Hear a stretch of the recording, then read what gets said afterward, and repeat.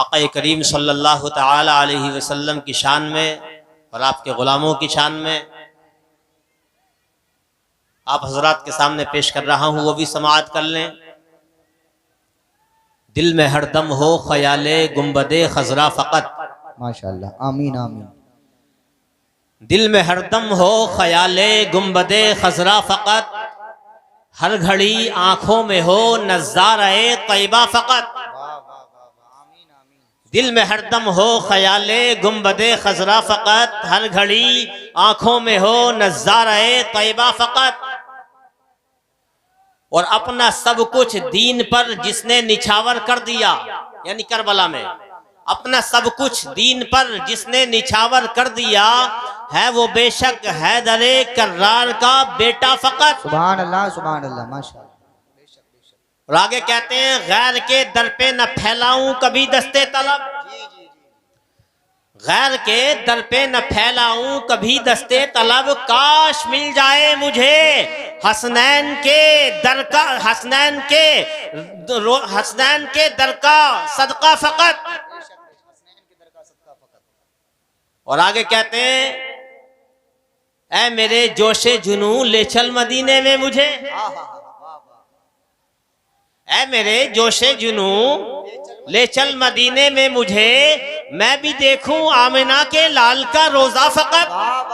اے میرے جوش جنوں لے چل مدینے میں مجھے، میں بھی دیکھوں آمنہ کے لال کا روزہ فقط۔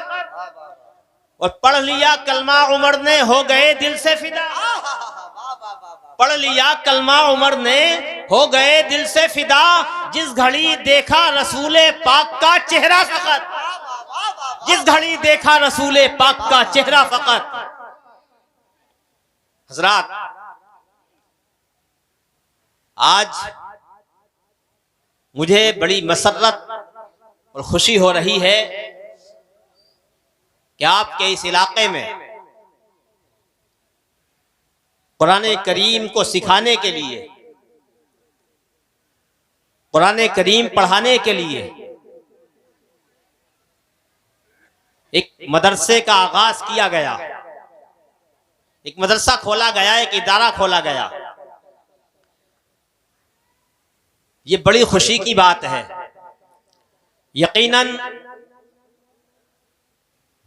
دنیاوی ذہن رکھنے والے حضرات اس کارنامے کو چھوٹا کارنامہ سمجھیں گے جو ہمارے عزیز قاری غزالی صاحب نے۔ ارے بھائی، آپ حضرات حلیم وغیرہ یا جس وجہ سے بھی آپ شور مچا رہے ہیں بہت غلط بات ہے۔ ادھر اللہ اس کے رسول کا ذکر ہو رہا ہے اور آپ لوگ شور مچا رہے ہیں، تمام پوری پبلک جو ہے وہ ڈسٹرب ہو رہی ہے آپ کی وجہ سے، تو بجائے مہربانی فوراً بند کر دیں، اور بہت بہتر ہوگا کہ آپ ادھر سے سارے لوگ ادھر آ جائیں۔ ابھی کچھ جگہ بھی خالی ہے، کچھ کرسیاں بھی خالی نظر آ رہی ہیں، تو اور جو لوگ ادھر کھڑے ہوئے ہیں وہ بھی ادھر آ جائیں تو بہتر ہوگا، چونکہ ادھر کافی کوہرا بھی ہے اور سردی بھی لگ رہی ہوگی آپ حضرات کو، تو شور بالکل بند کر دیں آپ حضرات، اللہ کے واسطے شور بند کر دیں۔ تو حضرات، میں عرض یہ کر رہا تھا کہ یہ بڑی خوشی کی بات ہے کہ آپ کے علاقے میں، آپ کے محلے میں ایک مدرسہ کھولا گیا ہے قرآن کی تعلیم کے لیے، اور یہ کارنامہ انجام دیا ہے ہمارے بڑے عزیز حضرت قاری غزالی صاحب نے۔ بہت بڑا کارنامہ ہے یہ۔ دنیاوی ذہن رکھنے والے حضرات اگر سے اسے بڑا چھوٹا سمجھیں، ایک چھوٹا سا مدرسہ کھلا ہے، ایک مکتب کھلا ہے، لیکن حقیقت یہ ہے کہ آج کے دور میں یہ کوئی چھوٹا موٹا کارنامہ نہیں ہے، بلکہ بہت بڑا کارنامہ ہے اور بہت بڑا کام ہے، یہ تاریخی کام ہے۔ اس لیے آج کے دور میں اور زیادہ اہم ہو گیا ہے یہ کام، قرآن کریم کی تعلیم کا ادارہ یہ اور زیادہ اہم ہو گیا ہے، اس لیے کہ پہلے بھی قرآن کریم کے خلاف آوازیں اٹھتی تھیں، پہلے بھی قرآن کریم کے خلاف بولا جاتا تھا، پہلے بھی قرآن کریم کو دہشت گردی کی کتاب کہا جاتا تھا، لیکن آج کے دور میں اور پہلے دور میں بہت بڑا فرق ہے۔ پہلے قرآن کریم کے خلاف آوازیں اٹھتی تھیں، قرآن کریم کو ایک جھوٹی کتاب، یہ جادوئی کتاب کہا جاتا تھا، تو پہلے مکے کی گلیوں میں کہا جاتا تھا، مکے کے بازاروں میں کہا جاتا تھا، پہلے بیٹھکوں پہ بیٹھ کر کے کہا جاتا تھا، لیکن آج قرآن کریم کے خلاف جو آواز اٹھ رہی ہے وہ بازاروں میں نہیں، وہ گلیوں میں نہیں، وہ بیٹھکوں پہ نہیں، بلکہ آج کی ذہین قوتیں، آج کی ذہین طاقتیں قرآن کریم کے خلاف آواز اٹھا رہی ہیں۔ ذہین طاقتیں میں اس لیے کہہ رہا ہوں کہ پہلے گلیوں بازاروں میں قرآن کریم کے خلاف بولا جاتا تھا، اور آج قرآن کریم کے خلاف اللہ اکبر پوری میڈیا قرآن کریم کے خلاف لگی ہوئی ہے۔ آج الیکٹرانک میڈیا، پرنٹ میڈیا کے ذریعے، اخبارات کے ذریعے قرآن کریم کو دہشت گردی کی معاذ اللہ کتاب کہا جا رہا ہے۔ قرآن کریم کو ایک ایسی کتاب ثابت کرنے کی کوشش کی جا رہی ہے جو کتاب دہشت پھیلاتی ہو، جو کتاب تفریق پیدا کرتی ہو، جو کتاب ظلم پھیلاتی ہو معاذ اللہ۔ اور ایسے دور میں اگر کوئی قرآن کریم کی آواز لے کے اٹھتا ہے، اگر کوئی قرآن کریم کو سمجھانے کے لیے، قرآن سکھانے کے لیے کوئی آگے بڑھتا ہے، تو بتاؤ یہ کوئی چھوٹا کارنامہ ہے یا بہت بڑا کارنامہ؟ میں آپ کو بتانا چاہتا ہوں، لیکن ایک بات یاد رکھیے، قرآن کے خلاف جتنا بولا جائے، قرآن کے خلاف جتنا کہا جائے، قرآن کو جتنا دہشت گردی کی کتاب کہنے والے وجود میں آئے، لیکن اللہ اکبر، قرآن کریم کا یہ اعجاز، قرآن کریم کا یہ معجزہ آج بھی روز روشن کی طرح اور پوری تابناکی کے ساتھ روز روشن کی طرح ہمارے سامنے ابھر رہا ہے کہ لوگ لاکھ کہیں کہ قرآن دہشت گردی کی کتاب ہے، لیکن الحمدللہ آج بھی مسلمانوں کے 10 سال کے بچے، 8 سال کے بچے قرآن کریم کو پورے 30 پاروں سمیت اپنے ذہن و دماغ میں بساتے نظر آ رہے ہیں۔ واہ واہ، نعرہ تکبیر، نعرہ رسالت، عظمت قرآن، برکت قرآن، رفعت قرآن، جلسہ تجوید القرآن، زندہ باد۔ یہ قرآن کریم کا اعجاز ہے، اور میں تو کہوں گا کہ دنیا میں اس وقت مسلمانوں کی تعداد تقریباً 1.5 ارب کی تعداد میں ہے مسلمان۔ 1 ارب 40 کروڑ یا 1 ارب 80 کروڑ کی تعداد میں مسلمان اس وقت دنیا میں بستے ہیں، اور یہ کہا جاتا ہے کہ مسلمان جو ہے وہ دوسرے نمبر پر ہیں۔ پہلے نمبر پر جو دنیا میں آبادی پائی جاتی ہے وہ عیسائیوں کی، کرسچن حضرات کی پائی جاتی ہے، اور کرسچن حضرات کے پاس جو کتاب ہے وہ توریت ہے، جسے آج وہ انجیل ہے، جسے آج وہ جو ہے بائبل کہتے ہیں۔ اولڈ ٹیسٹمنٹ اور نیو ٹیسٹمنٹ اور بائبل کو ملا لیا جائے تو وہ ضخامت جو ہے اس کی وہ قرآن کریم کے برابر ہو جاتی ہے، برابر ہو جاتی ہے۔ اب میں قرآن کریم کا اعجاز آپ کو بتاؤں کہ پوری دنیا میں وہ یہ کہتے ہیں کہ ہم سب سے زیادہ ہیں، مسلمان ہم سے کم ہیں، اس کے باوجود میں پوری دنیا کے انجیل کے ماننے والوں کو، یعنی آج کی بائبل کے ماننے والوں کو، انجیل کے ماننے والوں کو، اولڈ ٹیسٹمنٹ اور نیو ٹیسٹمنٹ کے ماننے والوں کو، بلکہ پاپا اعظم کو جو ویٹیکن کی سرزمین پر بیٹھتا ہے، میں چیلنج کر کے کہتا ہوں کہ تم اگرچہ سب سے بڑی تعداد میں ہو، لیکن پوری دنیا سے، اپنی پوری برادری سے ایک ایسا بندہ نہیں لا سکتے جو پوری انجیل کو زبانی پڑھ کر کے سنا دے۔ لیکن یہ قرآن کا اعجاز ہے، 1 نہیں، 2 نہیں، 10 نہیں، 20 نہیں، 1000 نہیں، 2000 نہیں، 3000 نہیں، 10,000 نہیں، 1 لاکھ نہیں، بلکہ میں تو کہتا ہوں قسم خدا کی، اگر دنیا کے پیمانے پر دیکھا جائے تو کروڑوں سے زیادہ ایسے 10 سال کے حافظ مل جائیں گے جو پورے قرآن کریم کو ایک بیٹھک میں 30 پاروں سمیت سناتے نظر آئیں گے۔ یہ قرآن کریم کا اعجاز ہے، اور کیوں نہ ہو، دنیا کی جتنی کتابیں ہیں، دوسرے مذاہب کی کتابیں، انہیں تختیوں پہ لکھا جاتا ہے، کاغذوں پہ لکھا جاتا ہے، پریسوں میں چھپتی ہیں وہ کتابیں، انہیں مٹایا جا سکتا ہے، ختم کیا جا سکتا ہے، تبدیلیاں ان کے درمیان ان کے اندر کی جا سکتی ہیں، لیکن قرآن کریم کو مٹایا نہیں جا سکتا، قرآن کریم کو ختم نہیں کیا جا سکتا، قرآن کریم کے اندر تبدیلیاں نہیں کی جا سکتی، قرآن کریم کے اندر کوئی چینجنگ، کوئی آلٹریشن نہیں کیا جا سکتا۔ کیوں؟ اس لیے کہ قرآن کریم صرف کاغذوں پہ نہیں لکھا جاتا، قرآن کریم صرف پریسوں میں نہیں چھپتا، قرآن کریم جو ہے وہ صرف تختیوں پہ نہیں لکھا جاتا، بلکہ اللہ نے ایک ایسا نظام بنا دیا ہے، اللہ نے ایک ایسا نظام جاری کیا ہے کہ قرآن کریم کو اللہ نے حافظوں کے سینوں پہ لکھ دیا، حافظوں کے سینوں پہ لکھا جا رہا ہے۔ اور دوسری وجہ یہ ہے کہ دنیا میں جتنی کتابیں آئیں، ہو سکتا ہے کسی کے ذہن میں یہ سوال پیدا ہو جائے کہ توریت کو نازل کرنے والا بھی اللہ، انجیل کو بھیجنے والا بھی اللہ، زبور بھی اللہ کی کتاب، تو پتہ چلا کہ زبور بھی اللہ کا کلام، توریت بھی اللہ کا کلام، انجیل بھی اللہ کا کلام۔ سوال پیدا ہوا، جب یہ اللہ کا کلام ہے تو انجیل کو بدل کیسے دیا گیا؟ جب توریت اللہ کا کلام ہے تو توریت کو بدل کیسے دیا گیا؟ جب زبور اللہ کا کلام ہے تو زبور کو بدل کیسے دیا؟ اللہ کے کلام کو دنیا والوں نے بدل کیسے دیا؟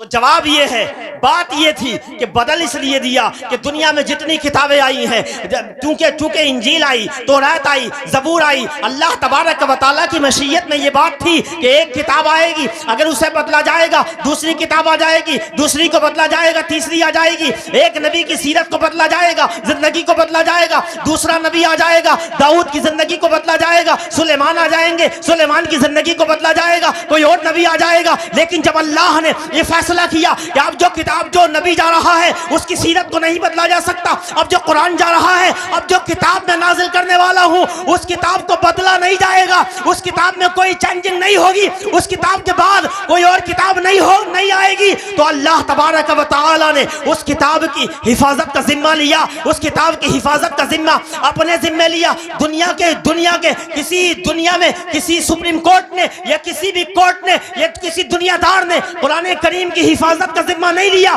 بلکہ اللہ نے خود ذمہ لیا۔ وہ ارشاد فرمایا، انا نحن نزلنا الذکر وانا لہ لحافظون، قرآن کریم کو ہم نے نازل کیا ہے اور ہم ہی اس کی حفاظت کرنے والے ہیں۔ بے شک نعرہ تکبیر، نعرہ رسالت، نعرہ حیدری، نعرہ غوثیت، جشن دستار بندی۔ ماشاءاللہ ماشاءاللہ۔ پتہ چل گیا کہ دنیا کی دوسری کتابوں کی حفاظت کا ذمہ اللہ نے نہیں لیا، اس لیے انہیں بدل دیا گیا۔ اس کتاب کا ذمہ اللہ نے لیا، اس لیے اسے بدلا نہیں جا سکا اور نہ قیامت تک بدلا جا سکے گا۔ کیسے؟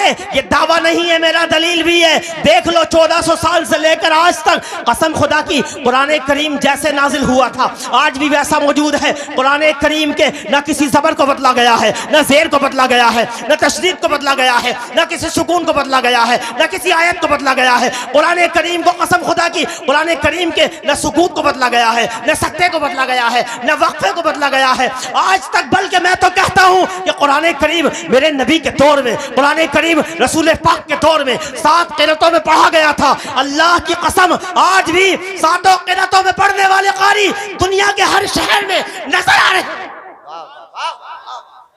یہ قرآن کریم کی شان ہے اور قرآن کریم کو بدلا نہیں جا سکتا۔ کوئی آلٹریشن، کوئی چینجنگ قرآن کریم کے اندر نہ ہوئی ہے اور نہ قیامت تک ہو سکے گی۔ میرے عزیز دوستو، قرآن کریم کو مٹانے کی بہت کوششیں ہوئی ہیں۔ قرآن کریم، میں نے کہا تھا نا کہ قرآن کریم کے خلاف آواز آج بھی اٹھائی گئی اور پہلے بھی اٹھائی گئی تھی۔ آؤ میں چند منٹ کے لیے آپ کو مکے میں لے چلوں۔ جب مکے میں قرآن کریم نازل ہوا، میرے نبی کے قلب اطہار پر جب قرآن کریم آیا، اللہ اکبر، آوازیں اٹھی۔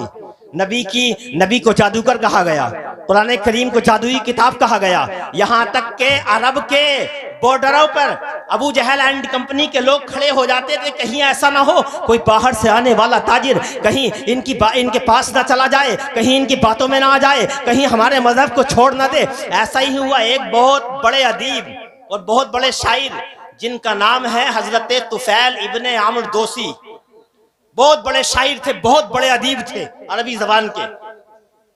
جب وہ کسی کام سے مکے میں آئے، خود ہی بیان کرتے ہیں کہ میں مکے میں آیا، جب آئے تو ابو جہل اینڈ کمپنی کے لوگ پہنچ گئے ان کے پاس اور کہنے لگے، اے طفیل ابن عامر دوسی، ہم جانتے ہیں کہ تم بڑے سمجھدار آدمی ہو، تم بہت بڑے ادیب ہو، بہت عربی زبان کی نزاکتوں کو سمجھنے والے ہو۔ اے ہمارے بھائی، یہاں ایک آدمی آیا ہے، یہاں ایک شخص نے نبوت کا اعلان کیا ہے اور تم اس کے پاس مت چلے جانا، وہ بہت بڑا جادوگر ہے معاذ اللہ، وہ جو اس کے پاس چلا جاتا ہے اسی کا ہو جاتا ہے، وہ بھائی بھائی میں جھگڑا گلا دیا کرتا ہے، وہ ماں بیٹی میں جھگڑا گلا دیا کرتا ہے، وہ جو ہے ایک دوست کو دوسرے دوست سے جدا کر دیتا ہے، تم اس کے پاس مت چلے جانا۔ تو حضرت طفیل ابن عامر دوسی کہتے ہیں، بعد میں بیان کر رہے ہیں، کہتے ہیں کہ میں نے اپنے کانوں میں روئی ٹھونس لی، جب میں حرم شریف کے پاس سے گزرتا تو کانوں میں روئی ہوتی، کہیں میرے کانوں میں ان کی آواز نہ آ جائے۔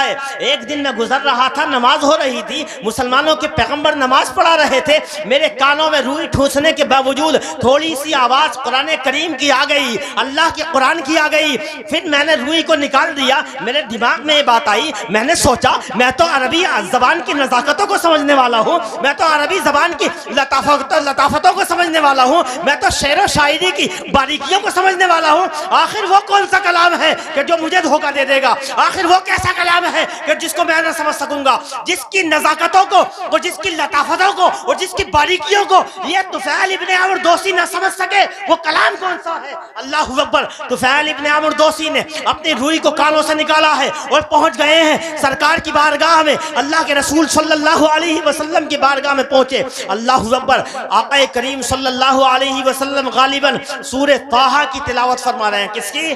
سورہ طٰہٰ کی تلاوت فرما رہے ہیں۔ طفیل حدیث کا مفہوم ہے، طفیل ابن عمرو دوسی کے کانوں میں قرآن کریم کی جب آواز ٹکرائی ہے، قرآن کریم کی آواز آئی ہے کانوں میں، رس گھل گیا ہے۔ اللہ اکبر! کان جو ہے وہ چاشنی سے بھر گئے ہیں، اور طفیل ابن عمرو دوسی نے کہا تھا، اللہ اکبر! یہ لوگ تو کہا کرتے تھے یہ کوئی جادوئی کلام ہے، یہ کوئی جادوئی آواز ہے، آپ کسی جادو کی تعلیم دیتے ہیں۔ اللہ اکبر! میں نے بہت کلام سنے ہیں، بہت شاعری کی ہے، عربی زبان کے بڑے بڑے قصیدے دیکھے ہیں، سنے بھی ہیں، لیکن آج تک اللہ اکبر! اللہ کی قسم میں نے ایسا کوئی کلام نہیں سنا، اور میں تو کہتا ہوں ایسا کلام کسی دنیا دار کا ہو ہی نہیں سکتا، بلکہ یہ کلام تو یقیناً اللہ تبارک و تعالیٰ کا۔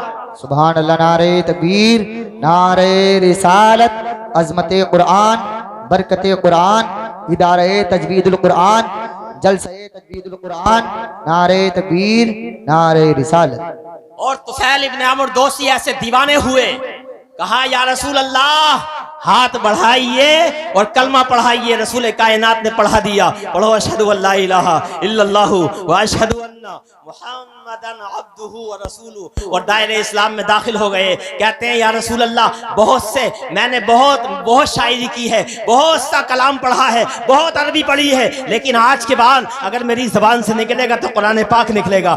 آج سے اس کلام کے علاوہ کسی اور کلام کی تبلیغ نہ کروں گا۔ اللہ اکبر! تو یہ قرآن ہے، یہ اللہ کا کلام ہے، یہ تاثیر پیدا کرنے والا کلام ہے۔ اس لیے قرآن کریم کا ادارہ قائم کرنا یہ کوئی چھوٹی بات نہیں ہے، بلکہ بہت بڑی بات ہے اور قابل مبارکباد ہے۔ حضرت قاری غزالی صاحب ہمارے دوست، کہ انہوں نے ایک ایسے محلے میں کہ جہاں زیادہ تر چونکہ کم پڑھے لکھے لوگ، یعنی جو ہے قرآن کریم کی تعلیم بچے پڑھے ہوئے نہیں ہیں، وہاں ادارہ قائم کیا ہے تاکہ بچے قرآن کریم پڑھ لیں، اللہ کا کلام سمجھ لیں، اللہ کے کلام کو پڑھنے کے بعد ان کے دلوں کے اندر تاثیر پیدا ہو جائے۔ اس لیے کہ اللہ کا کلام قرآن کریم کو اللہ نے یہ عظمت بخشی ہے کہ وہ جس زبان پر جاری ہو جائے اللہ تعالیٰ اس زبان میں مٹھاس اور شیرینی پیدا کر دیا۔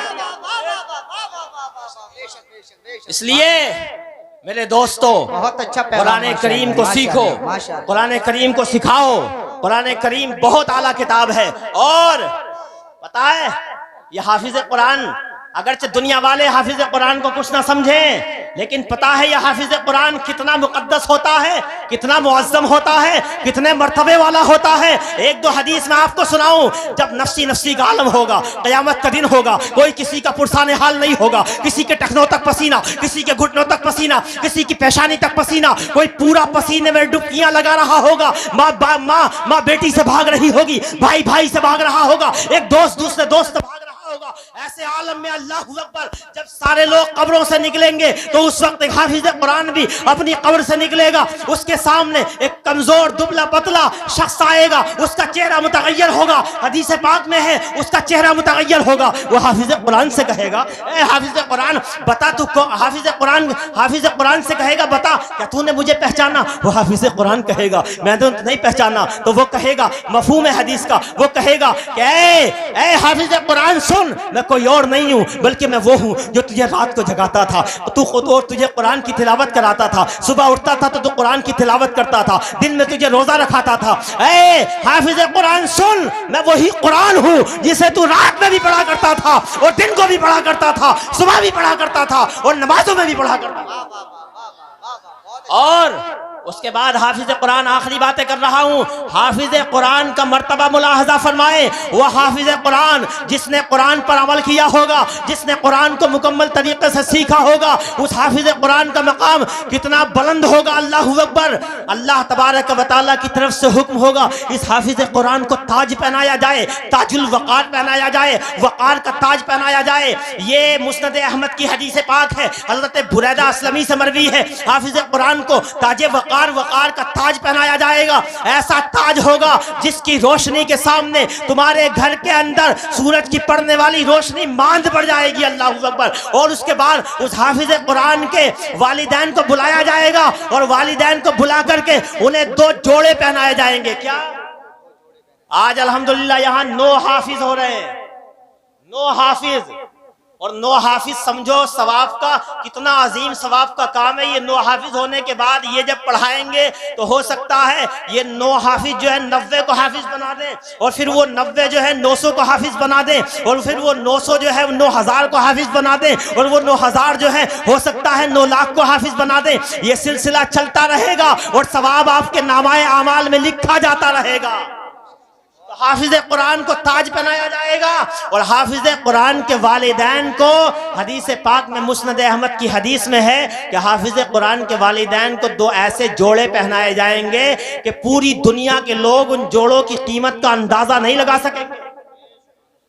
پوری دنیا کے لوگ ان جوڑوں کی قیمت کا اندازہ نہیں لگا سکیں گے. وہ والدین کہیں گے اے مالک و مولا, یا تو اللہ سے پوچھیں گے اے مالک و مولا, اے پروردگار عالم, اے خالق ارض و سماوات, اے خالق ارض سماوات, یہ تو بتا کہ یہ جوڑے ہمیں کیوں پہنائے گئے ہیں. یہ فرشتوں سے پوچھیں گے اے ملائکہ کی جماعت, یہ تو بتاؤ ہم نے کوئی ایسا ثواب کا کام تو نہ کیا تھا, ایسی کوئی نیکی تو ہمیں نہیں لگتی کہ ہمارے اندر موجود تھی کہ جس کی وجہ سے ہمیں اتنے قیمتی جوڑے پہنائے گئے ہیں. تو جواب آئے گا, فرشتے کہیں گے یا اللہ کی طرف سے جواب آئے گا, وجہ یہ ہے کہ آج جو تمہیں یہ جوڑے پہنائے گئے ہیں وجہ یہ ہے کہ تم نے اپنے بیٹے کو دنیا میں حافظ قرآن بنایا تھا, اس حافظ قرآن نے اپنے قرآن کریم پر عمل کیا تھا, آج اسی کا صدقہ ہے کہ آج تمہیں یہ جوڑے پہنائے گئے ہیں.